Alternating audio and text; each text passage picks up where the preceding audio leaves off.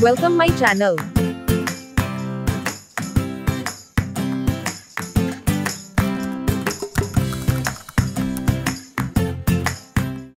Sa gitna ng isang kagubatan na puno ng buhay at kulay, mayroong isang puno ng Nara na nagngangalang Nara.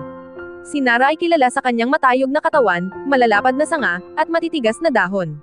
Pero kilala rin siya sa kanyang pagiging masungit at walang pakundangan. Ako ang pinakamaganda sa kagubatan, sabi ni Nara sa kanyang sarili. Ako ang pinakamalaki, at lahat ay dapat sumunod sa akin. Palagi siyang nag-aalipuste sa ibang mga puno, at hindi niya kailanman binibigyan ng pansin ang mga ibon na lumilipad sa paligid niya.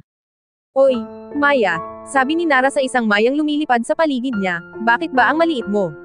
Ang pangit mo, at parang hindi ka marunong kumanta. Nara, sagot ng Maya, hindi dapat tayong magmasamahan. Ang bawat nilalang ay may kagandahan at halaga. Ano ka ba? Sagot ni Nara, hindi ka dapat magmalaki. Ako ang pinakamaganda sa kagubatan.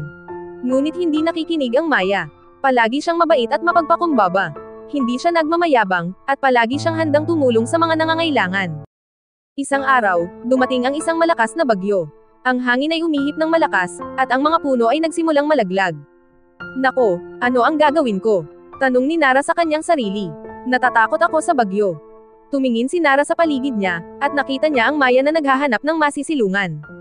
Maya, sabi ni Nara, huwag kang matakot. Ako ay malakas. Hindi ako madaling malaglag ng bagyo. Nara, sabi ng Maya, ang lakas ng hangin. Parang malalaglag na tayo. Maya, sabi ni Nara, huwag kang matakot. Hawakan mo ng mahigpit ang aking sanga. Hindi kita pababayaan. Hawak ng mahigpit ng Maya ang sanga ni Nara.